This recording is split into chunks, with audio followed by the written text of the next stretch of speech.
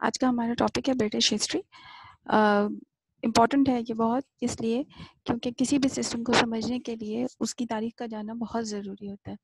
दूसरी बात ये कि बरतानिया एक ऐसा मुल्क है जो इर्तकाई यानी एवोल्यूशनरी प्रोसेस के तहत बना है। उसका हर इदारा, उसका आइन, यहाँ तक कि उनके जितने भी डेवलपमेंट है, चाहे वो जुडिशियल डेवलपमेंट हो, पार्लियामेंट्री डेवलपमेंट हो, इस सब का ताल्लुक उनकी तारीख से जुड़ा हुआ है। सो अगर बरतानवी तारीख ना पढ़ाई जाए तो ये मुमकिन नहीं है कि आप बरतानवी निज़ाम को समझ सकें। So British history is very important for to understand the British system, because British system evolve with the passage of time, and every single department or every single institute and their constitution um, go with that similar process. So British history is important to understand the British system. We start with the beginning. The first inhabitant who lived in the land of angels are Iberians. The first inhabitant of British Isles were the Iberians in about 300,000 BCs. They were a set of people that Greeks and Roman sources identified with the name in the eastern and the southern coast of Iberian Peninsula. Iberian Peninsula is currently known as Spain and Portugal. At least from the 16th century BC, the Roman sources also use the term Hispani to refer to the Iberians. But तानीवी जज़ायर में जो पहली आबादी है जो आके आबाद हुई, वो तकरीबन 3000 साल कबल मसीह में यहाँ पर आबाद हुए थे। और रोमन और यूनानी दोनों के मुताबिक ये जजीरा नुमाए आइबेरिया, जिसे आज हम स्पेन और पुर्तगाल के नाम से जानते हैं, तो वहाँ तकरीबन 600 कबल मसीह में आकर आबाद हुए। रोमियो ने इनके लिए हिस्पानी की इस्तिलाह भी इस्तेमाल की है, जिसे बाद में मुसलमानों ने हिस्पानिया का लफ्ज़ अखज़ किया, और देन आजकल के दौर में ये दो मुल्कों में तकसीम हो चुका है, स्पेन और पुर्तगाल। नेक्स्ट जो इन्वेडर्स थे या नेक्स्ट जो इनहिबिटेंट थे जो ब्रिटिश आइल्स में आकर आबाद हुए, वो कैल्ट्स कहलाते हैं। So after the Iberians, Celt tribes follow them and start living in British Isles. The Celts were a collection of tribes which origin in Central Europe that shares a similar language, religion, belief, tradition, and culture. It believes that the Celtic culture started to evolve as early as 1200 BCs. Central European जो reason है European continent का, वहाँ के रहने वाले ये एक से ज़्यादा ट्राइब्स थे जो एक ही तरीके की ज़िंदगी गुजार रहे थे, तो लिहाजा इन्हें कैल्ट्स ट्राइब्स कहा जाने लगा। So the Celt is spread throughout Western Europe, including Britain, Ireland, France, and Spain via migration. Their legacy remain most prominent in Ireland and Great Britain, where traces of their language and culture are still prominent today. जैसे कि हमने आपको बताया कि ये central Europe से western Europe की तरफ जो है कि माइग्रेशन थी जो होना शुरू हुई, और आहिस्ता आहिस्ता ये पूरे रीजन में फैल गया। तो ये सिर्फ ब्रिटेन में नहीं है, बल्कि ये आयरलैंड में भी रहते हैं, फ्रांस में भी रहते हैं, और स्पेन में भी रहते हैं। लेकिन मोस्ट वो जो प्रोमिनेंट उनका जोन है जिसके अंदर हम उन्हें पहचान सकते हैं, वो आज भी आयरलैंड और ग्रेट ब्रिटेन ही है, जहाँ पर न सिर्फ इनके मॉन्यूमेंट्स महफूज है बल्कि इनका हेरिटेज भी महफूज है और वो देखा जा सकता है। The existence of the Celt was first documented in the 7th and 8th century BC. The Roman, which ruled much of the southern Europe at that time, referred to the Celts as Galli, meaning barbarians. इससे आपको पता चलेगा कि एक गेल tribe, हमने जब introduction दे रहे थे तो उसमें हमने बताया भी था कि आयरलैंड में एक गेल नस्ल भी रहती है। तो ये गेल जो है, इन्हें बेसिकली रोमन्स ने इनके लिए लफ्ज़ इस्तेमाल किया था। जैसे कहा कि 7th and 18th सेंचुरी में ये जो है साउदर्न यूरोप में मौजूद थे, और रोमन्स ने क्योंकि रूल कर रहे थे उधर, तो आहिस्ता आहिस्ता इन्होंने वहाँ पर जहाँ जहाँ कब्जा करते गए तो वहाँ से ये लोग भागे और दूसरी जगहों पे जाके आबाद हो गए। रोमन्स के बारे में ये भी मशहूर है कि रोमन्स अपने अलावा किसी को सिविलाइज मानते ही नहीं थे, तो वो जो भी उनके अलावा कोई भी उन्हें मिलता था तो वो उसे बारबेरियन कंसिडर किया करते थे, और रोमन लैंग्वेज में उसे गेली कहा जाता था, जो बाद में फिर बिगड़ के उनके कबीले के नाम भी पड़ गए। जैसे हमने आपको बताया कि वहशी है इसका मतलब, और उन्होंने 7वीं 8वीं सदी में इनके लिए लफ्ज़ इस्तेमाल करना शुरू किया, जिसके बाद इन्हें गेल्स कैल्ट्स को ही गेल भी कहा जाने लगा। अब आ जाते हैं रोमन इन्वेजन के। हमने आपको बताया कि रोमन्स जो थे वो 7th और 8th सेंचुरी में पूरी दुनिया पर, जो पूरी दुनिया जब हम लफ्ज़ इस्तेमाल करते हैं तो इसका मतलब वो तीन जो जुड़े हुए कॉन्टिनेंट्स हैं, वो जो जिनकी बॉर्डरिंग कॉन्टिनेंट्स हैं, जैसे एशिया, अफ्रीका और यूरोप। तो अफ्रीका को भी भूल जाएं क्योंकि अफ्रीका उस वक्त तक डेवलप नहीं हुआ था, और रोमन्स ने उसका भी जो जो नॉर्दर्न पोर्शन है वहां तक तो वो जरूर गए, लेकिन उससे नीचे वो नहीं गए थे। यूरोप उनका हंटिंग ग्राउंड था सबसे बड़ा। तो रोमन्स जो है वो आहिस्ता आहिस्ता उन्होंने तकरीबन पूरे यूरोप के ऊपर ही कंट्रोल कर लिया था। सो इन 43 BC Roman invaded and rule over on British Isles on next 400 years. 43 BC में ये आए और अगले 400 साल तक ये वहां पर काबिज रहे। beginning with the reign of Julius Caesar in 55 BC, but he was remain unsuccessful, and in 43 BC, Emperor Claudius again attacked on Britain, conquered the land of many next years. So the जो invasion थी, यानी जो हमला था, वो सबसे पहले 55 BC में किया गया था, जूलियस सीजर ने किया था, लेकिन वो कामयाब नहीं हो सकता था। मौसम का फर्क बहुत ज़्यादा था इस इलाके पर। लेकिन 43 BC में फिर जब दूसरे एम्परर आए क्लैडियस, उन्होंने जो है यहाँ पर कब्जा कर लिया, और उसके बाद अगले 400 साल ये सरजमीन यूरोमन्स के कब्जे में ही रही। एंग्लो सेक्सन्स जो हैं, ये जो ऑफिशियल कहते हैं ना कि जिससे इंग्लैंड ओरिजिनेट होना शुरू हुआ, वो एंग्लो सेक्सन्स के दौर में होना शुरू हुआ। ये प्रॉपर एक फैमिली के तौर पर आए और यहाँ पर इंग्लैंड पे इन्होंने रूल किया। इन 5th century AD, Germanic originated Anglo-Saxon settlers came from northern Europe and pushed Romans out. Anglo-Saxon England was early medieval England, existing from the 5th to the 11th century, from the end of the Roman Britain until the Norman conquest in 1600 AD. जैसे कि हमने बताया कि इन्होंने Romans को हराया, और उसके बाद ये तकरीबन जो अगली 4 सदियां हैं वो इनके 5 सदियां जो हैं वो अगले इनके कंट्रोल में रही, और अगली 5 सदियों में जो है एंग्लो सेक्सन्स ने इंग्लैंड के अंदर एक मिडीवियल कैरेक्टर, मिडीवियल अमूमन दरमियानी दौर के लिए लफ्ज़ इस्तेमाल किया जाता है, जिसके अंदर चीज़ें जो हैं वो हाफ डेवलप्ड होती हैं और वो एक एवोल्यूशनरी प्रोसेस में होती हैं। लेकिन इनका दौर जो है वो ख़त्म हुआ बाय नॉर्मन कॉन्क्वेस्ट के ज़रिए 1066 में। It consisted of various Anglo-Saxon kingdoms until 927. जैसे हम कहते हैं कि एंग्लो-सैक्सन ये एक से ज़्यादा बादशाहतें थी जो एक के बाद एक यहाँ पर आके आबाद हैं, लेकिन वो नस्ली एतबार से सारे के सारे एंग्लो-सैक्सन यानी जर्मन ओरिजिन के लोग थे। When it was united at the Kingdom of England by King Ethelstan, मतलब एक से ज़्यादा शुरुआत में जो है ख़ानदान आते थे, एंग्लो-सैक्सन्स के ट्राइब्स आते थे और वो उन पे कब्जा करते थे।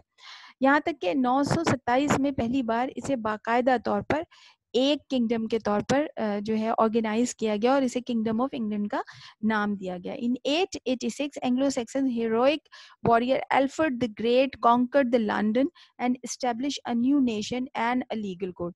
इससे आपको अंदाजा हो जाएगा कि उन्होंने बाकायदा तौर पर जो एक मुल्क की जो तश्कील थी वो खासी बाद में हुई। जैसे हमने कहा कि सेक्सन जो बहुत ही मशहूर इनके वॉरियर गुजरे हैं, वॉरियर अल्फ्रेड द ग्रेट, और उन्होंने फिर लंदन को न सिर्फ इस्टेब्लिश किया बल्कि वहाँ पर एक बाकायदा जो है कानूनी निज़ाम को भी नाफिज किया। It became part of the northern sea empire of Cnut the Great, a personal union between England, Denmark and Norway in the 11th century. 11वीं सदी में नॉर्थ सी एक जो है मुश्तरका एम्पायर बना दी गई थी सीनेट द ग्रेट ने। इनका ताल्लुक नॉर्वे से था और इन्होंने इंग्लैंड, डेनमार्क और नॉर्वे को एक ही इलाके में जो है शामिल कर लिया था, और ये एक ग्रेट एम्पायर के तौर पे बनाई गई थी, नॉर्थ सी एम्पायर के तौर पर। लेकिन ये ज़्यादा अरसे नहीं चली और इसके बाद जो है वो दूसरे एम्पायर जो है जो दूसरे ख़ानदान हैं उन्होंने आकर इस पर हमला किया और काबिज हो गए। जो अगले एम्परर्स थे या अगली हुक्मरान थे इंग्लैंड के ऊपर, वो नॉर्मन्स कहलाते हैं। नॉर्मन्स जो है वो फ्रांस के रहने वाले थे और इन्हें एक ज़माने में फ्रांस को नॉर्मेंडी भी कहा जाता था, बाद में फिर इसका नाम तब्दील किया गया।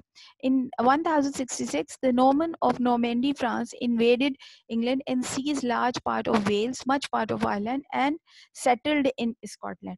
यानी ये तकरीबन बरतानिया के 3 जो आइलैंड्स थे उनके ऊपर इन्होंने कब्जा कर लिया। The Normans were originally pagan barbarians, pirates from Denmark, Norway and Iceland, were known as Vikings or Norsemen.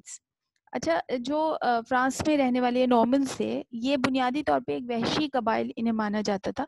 Vikings कहलाते थे ये, और ये जो नॉर्दर्न यूरोप है उसमें फैले हुए थे।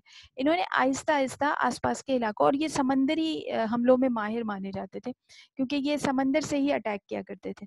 तो इन्होंने पहले फ्रांस पे कब्जा किया और उसके बाद आहिस्ता-आहिस्ता इंग्लैंड पर भी काबिज़ हो गए। इन्हें अमूमन, क्योंकि इनका कोई रिलीजन नहीं था प्रॉपर, और इन्हें सी पायरेट्स माना जाता था। सो इन्होंने एक बहुत बड़ा रीजन था नॉर्दर्न यूरोप का जिसके ऊपर कब्जा किया, और वो इलाके थे उनमें डेनमार्क था, नॉर्वे, आइसलैंड और फ्रांस और इंग्लैंड शामिल था। Then they were continuously attacked on the coast of France, so the French King Charles gave them northern part of the France, hoping that now they were not being attacked. That land first called Northmania, which later changed into Normandy. After many years, Viking intermarried with French and adopted Christianity. देखिए, जैसे हमने आपको बताया कि ये constantly France के ऊपर attack कर रहे थे, और उस हमले से तंग आके जो उस वक्त के फ्रांस के बादशाह थे चार्ल्स, उन्होंने जो साहिली इलाका था वो इनको रहने के लिए दे दिया ताकि ये हमले बंद हो जाए। अच्छा, इसका नाम उन्होंने शुरू में नॉर्थ मेनिया रखा था, यानी एक वहशी थे जो वहाँ पे रहते थे, जो आहिस्ता-आहिस्ता बदल कर नॉर्मेंडी हो गया।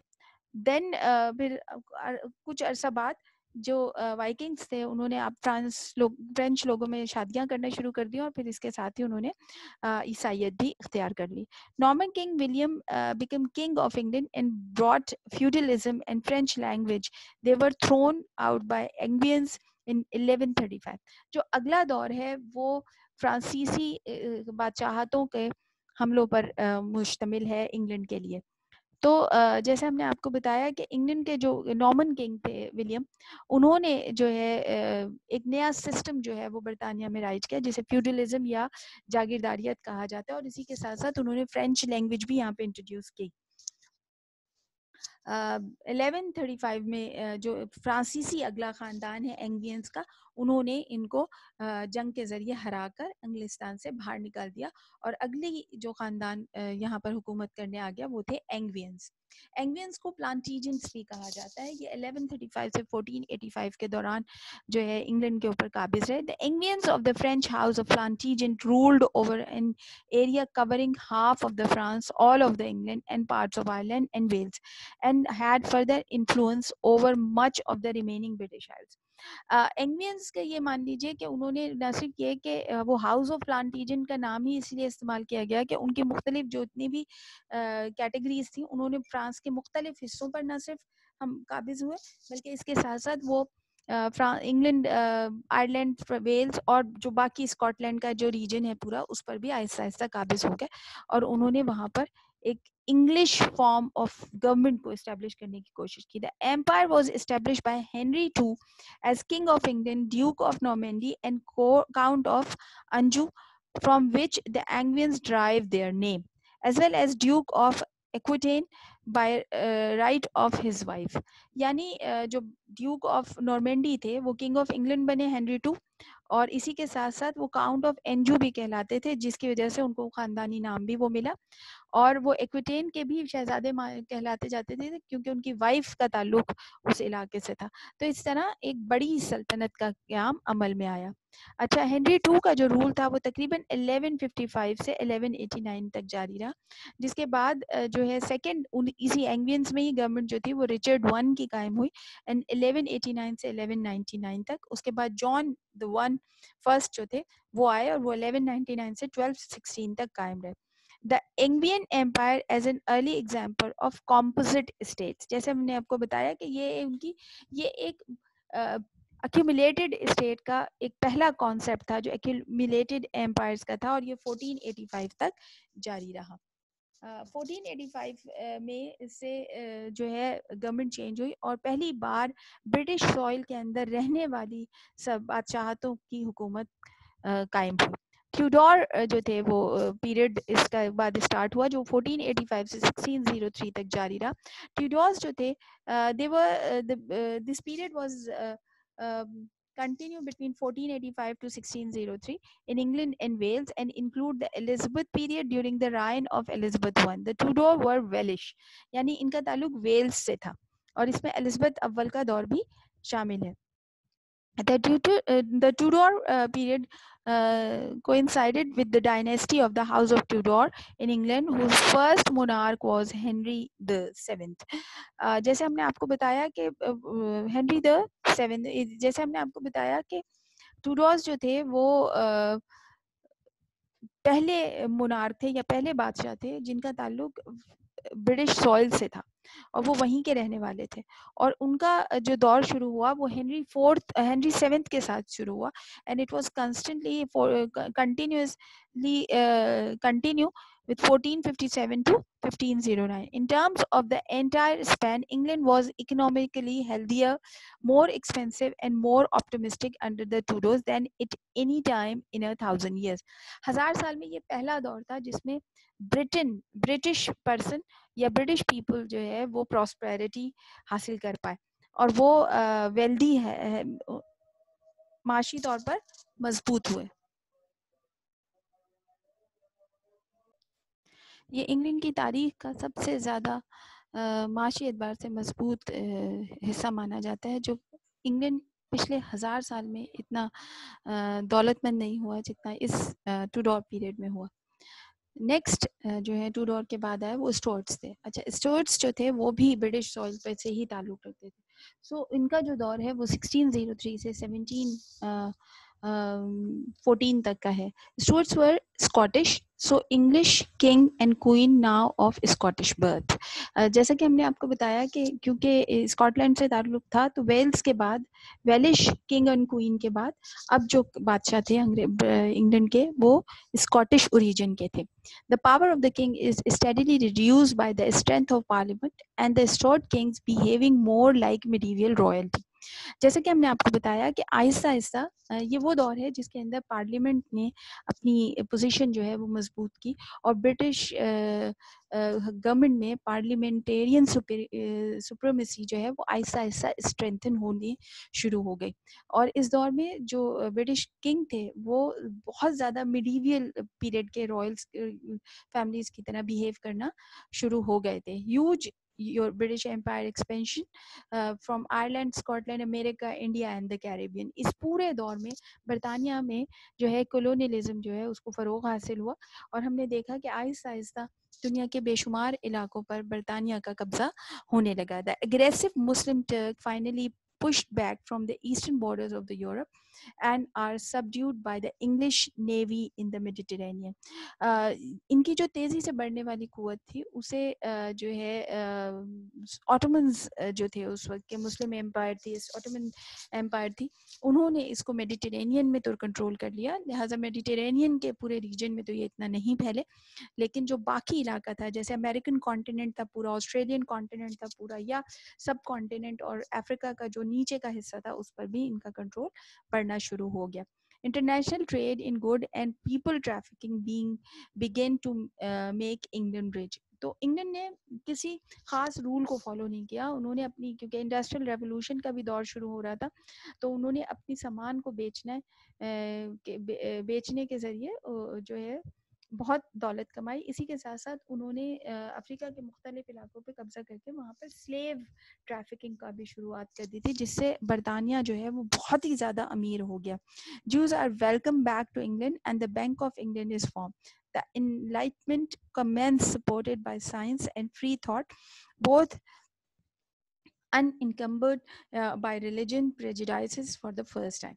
हमने आपको बताया कि यहूदी जो है उन्होंने यहूदियों को एक ख़ास ज़माने में यूरोप में पसंद नहीं किया जाता था, क्योंकि यूरोपियंस खुसूसन क्रिश्चियंस का ये ख्याल था कि यहूदियों ने जीसस को जो है क्रूसिफाई किया था, जिसकी वजह से यहूदियों को नापसंदीदगी की नज़र से देखा जाता था। तो इंग्लैंड ने अपने फ़ायदे के लिए दोबारा उनको अपने मुल्क में वेलकम किया और इसकी तरह वहाँ पर पहला बैंक भी कायम हुआ। इसके अलावा वहाँ पे साइंस और दीगर जो फ्री स्पिरिट और फ्री थिंकिंग है उसको भी प्रमोट किया गया और रिलीजन को थोड़ा सा रिस्ट्रिक्ट करने की कोशिश की गई। तो स्टुअर्ट्स के दौर में बहुत सारी चेंजेस आई इंग्लैंड में और इससे बरतानिया को बहुत फ़ायदा हुआ। आखिरी जो अभी तक जिनका दौर जारी है वो है Hanovers. The period ended with the death of queen Anne and the accession of king George one from the German house of Hanover. यानी आपको याद होगा कि एंग्लो सैक्सन्स जो थे वो जर्मन्स थे और एंग्लो सैक्सन्स के बाद जर्मन रीजन का जो दूसरा खानदान बरतानिया पर काबिज हुआ वो हाउस ऑफ हनोवर कहलाता है, जिसका दौर आज तक शामिल है। Hanover period also known the period the era of George because it started with the George I, succeeded by the George II, George III, and George IV, and then William IV, and the longest rule of British history by Queen Victoria from 1837 to 1901. Queen Victoria was the niece of former king and was just 18 years old at the time when he secured the crown.